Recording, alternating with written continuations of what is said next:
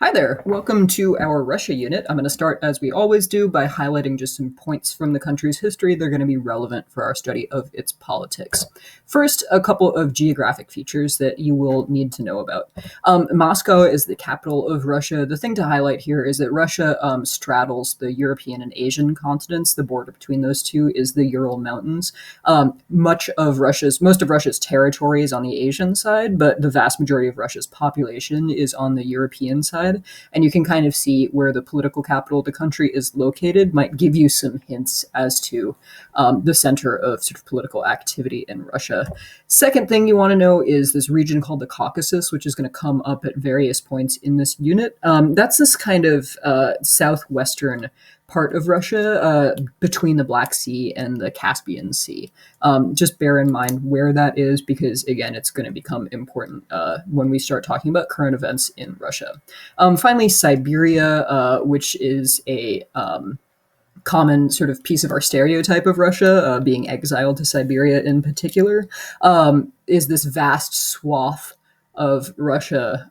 It comprises more than 75% of Russia's land area, but it contains only 27% of Russia's population. So when we're talking about Siberia, we're talking about this very, very large area in the east. Um, in Russia, our sort of modern political history, the idea of Russia is going to start. We're going to start here in the mid 16th century, when Russia starts developing this political system in which it is ruled by czars, which is a Russianization of the term Caesar, Latin for emperor. And the important thing to note here is that the czars always claim absolute power. Russia is really behind a lot of other European monarchies in developing democratic or consultative or representative institutions. For most of that imperial period, the Tsar is going to claim, whether that's accurate or not, to be able to exercise absolute power, no questions asked. During the imperial period, Russia geographically expands. You can kind of see these concentric circles of Russia's borders on the map here. And it's going to, in the course of that expansion, encompass a more diverse range of peoples, in particular with respect to ethnicity and also to religion. Part of the way that Russia is going to cope with that expanding diversity is to try and promote Orthodox Christianity as a unifying sort of cultural theme, although that's not going to penetrate all of Russia or be widely accepted among these conquered populations. Orthodox Christianity is a sort of older branch of Christianity, more common in Eastern Europe. That you can take AP World if you want to know more about the history of the Orthodox Church splitting off from the Catholic Church or vice versa. We don't need to belabor the point here, but it is important to note that Russia, after the fall of the Byzantine Empire, starts to position itself as being the defender of the Orthodox Christian faith and to promote the spread of Orthodoxy as its political borders expand. Starting in 1917, that all comes crashing down with a pair of revolutions known as the February and October revolutions, because obviously they happen in March and November. Collectively, those events are known as the Russian Revolution, and they result in the overthrow of the Tsar and his grisly execution, inaccurately portrayed in the Disney film Anastasia, and the establishment of the world's first communist state. In addition, very shortly after the Russian Revolution, Russia rebrands itself as the Union of Soviet Socialist Republics, known as the USSR or the Soviet Union. For some reason, my students frequently try to abbreviate this as SU. Nobody does that. Don't do it. And the USSR incorporates 14 other states in Eastern Europe and Central Asia. I'll show you a map in a second. And that's going to matter for present-day purposes because those are often some of the countries that have the strongest economic, cultural, historical ties with present-day Russia. The most sort of notorious ruler and also the longest-lasting ruler of the Soviet Union is Joseph Stalin, birth name Yosef Yugashvili. He's actually Georgian and not Russian. But he rises to control the Soviet Union by 1929 and remains in power until his death in 1953.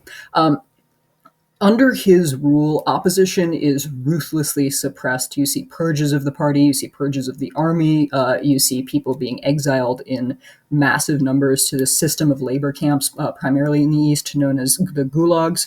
But You also see really rapid industrialization of Russia. Stalin embraces the idea of a centrally planned economy in which bureaucrats in Moscow get to dictate to the rest of the country who's going to produce what they're going to produce, how much of it they're going to produce, how fast they're going to produce it, et cetera, et cetera.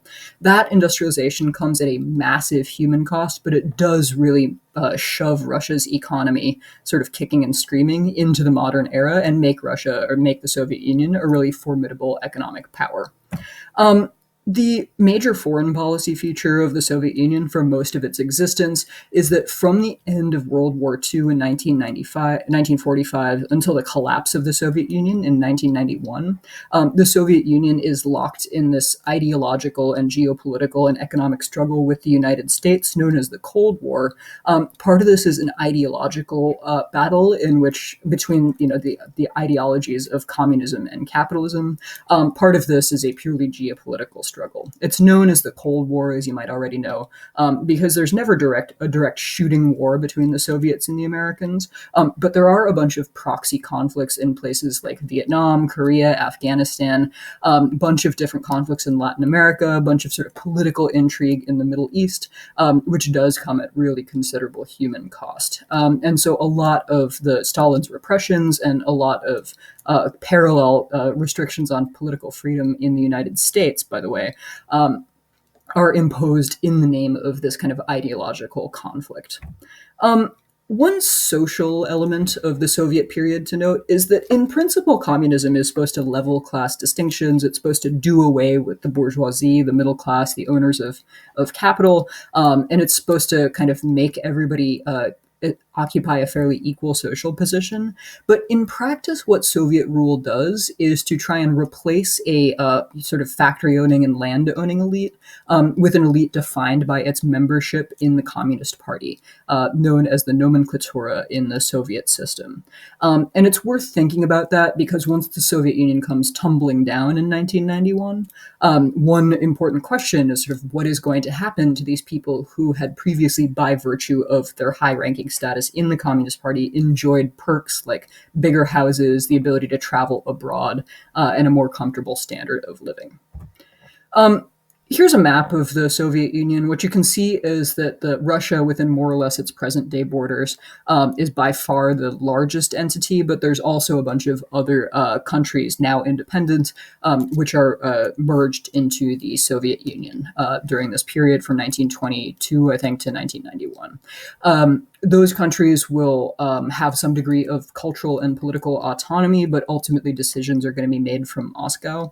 And so a fun feature of the post-Soviet period is all of these other former Soviet republics trying to carve out their own identities separate from that of Russia and their own political and economic systems. The Soviet Union starts collapsing both gradually and then real fast in the late 1980s. During the 1980s, the Soviet system, which had previously produced, as I said before, these really rapid gains in industrial output, the economy is going to start to stagnate. It's going to start to slow down, and the political system is going to start looking increasingly corrupt, increasingly ineffectual. There's a series of sort of elderly, ossified Soviet leaders who die one after another, until in 1985, the gentleman depicted here, whose name is Mikhail Gorbachev, comes to power at the relatively young age of 50-something. Gorbachev, his goal is to save the Soviet system. His goal is to save communist rule in the Soviet Union. And so he attempts gradual reform. He implements programs of economic restructuring and of gradual political liberalization. But what he does in the process is to upset two opposed groups of people. One is liberals who want more reform, who want to get closer to capitalism, closer to democracy. The other is conservatives, hardline communists. This, by the way, is a really good illustration of the difference between political ideology and political attitudes, which you remember from our introductory unit, I hope. But in that system, conservatives in the Soviet context are actually the hardline communists. And those people, ultimately, that conservative group who doesn't want Gorbachev to implement any reforms whatsoever, ultimately launch a coup against Gorbachev. It's unsuccessful, but it does signal the end of his power.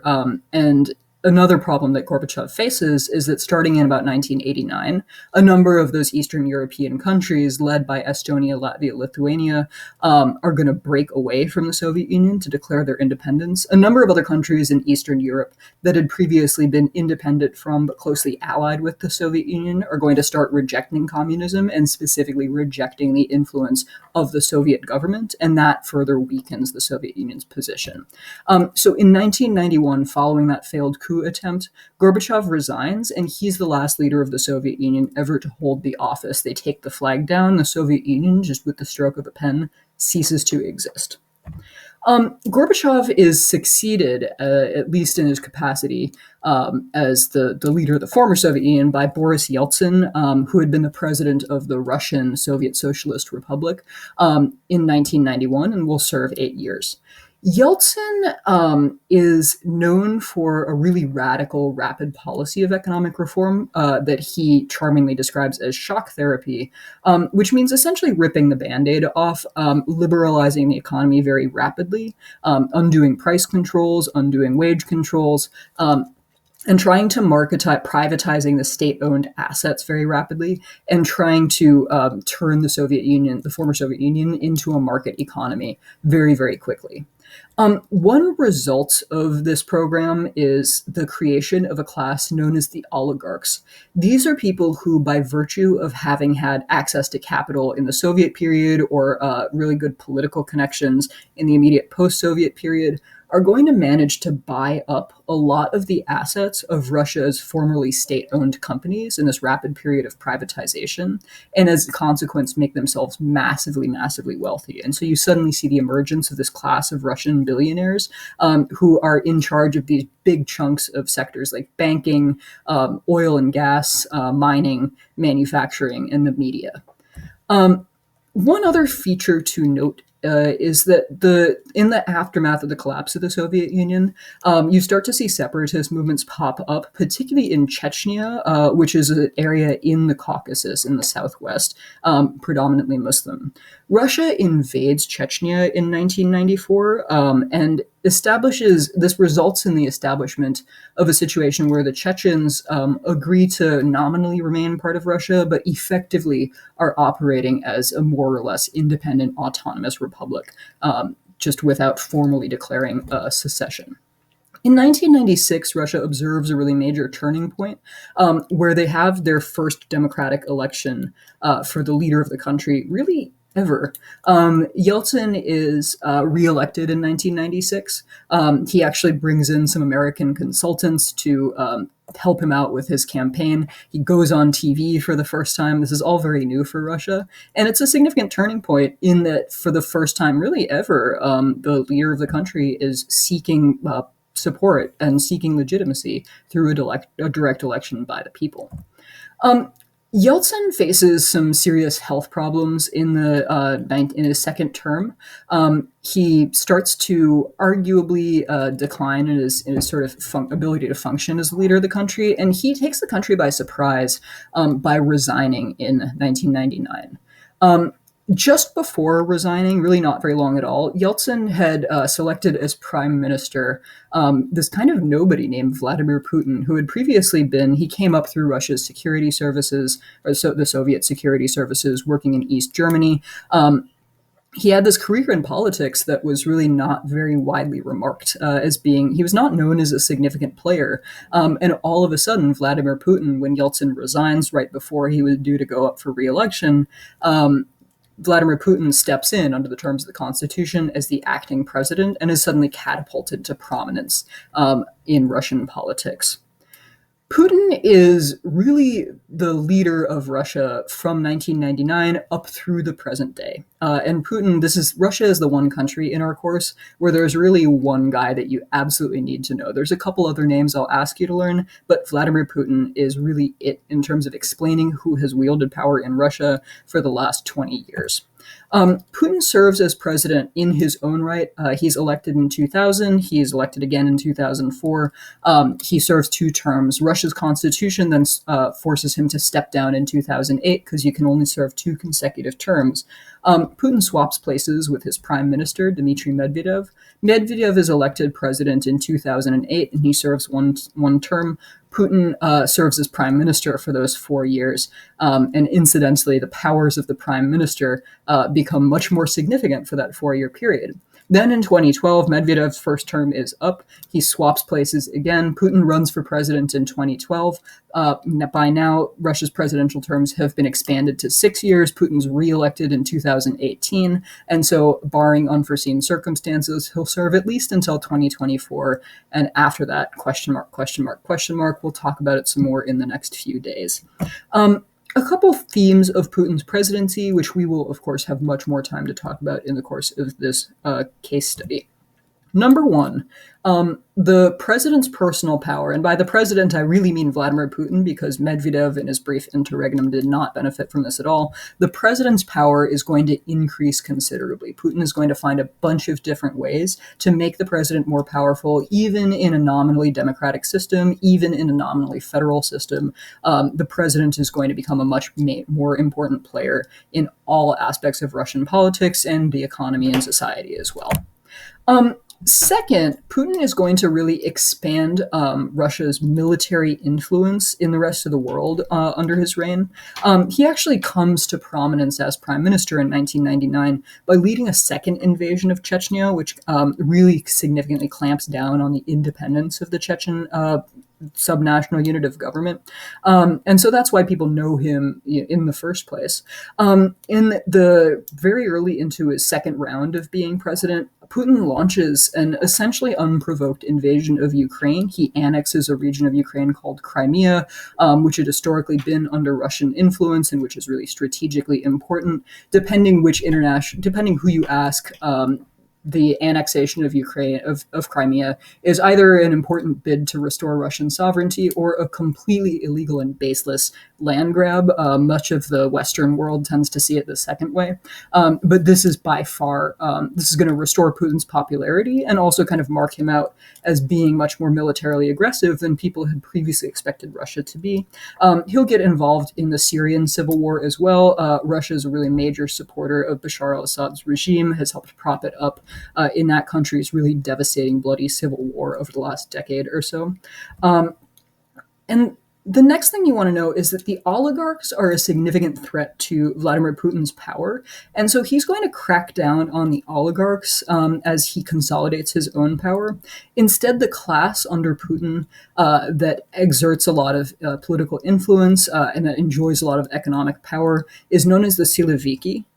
These are people who have largely come up through Russia's security services and its military, and who benefit from their perceived loyalty to and closeness with Vladimir Putin.